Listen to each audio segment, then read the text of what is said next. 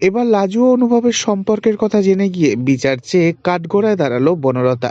হ্যাঁ বন্ধুরা, নতুন পর্বে দেখতে পাওয়া যায় কাজের বাহানা করে বনলতাকে মিথ্যে বলে অনুভব আচমকাই চলে যায় লাজুর সাথে সময় কাটাতে। তা জানতে পেরে যায় বনলতা। বনলতা মনে মনে বলে, আমি জানি প্রমাণ ছাড়া তুমি কখনো কোনো কথা স্বীকার করবে না অনুভব, তাই এবার তোমাকে প্রমাণ সহ হাতে নাতে আমি ধরবই।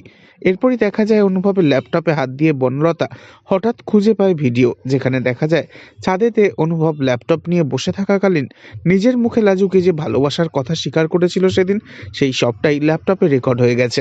কারণ ল্যাপটপে অনুভব অফিসের ভিডিও কলে ব্যস্ত ছিল।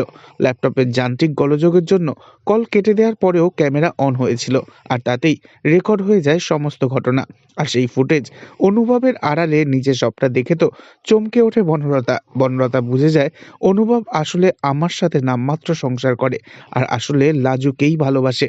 তাই এবার নিজের আত্মসম্মান বজায় রাখতে সেই ফুটেজ নিয়ে কোর্টের দ্বারস্থ হয় বনলতা এবং বনলতার পরিবার। তবে কি হবে আগামী দিনে? বনলতা এবং অনুভবের কি ডিভোর্সটা হবে, নাকি অনুভব এবার শাস্তি পাবে? নেক্সট আপডেট জানতে অবশ্যই সাবস্ক্রাইব করে রাখবেন। ধন্যবাদ।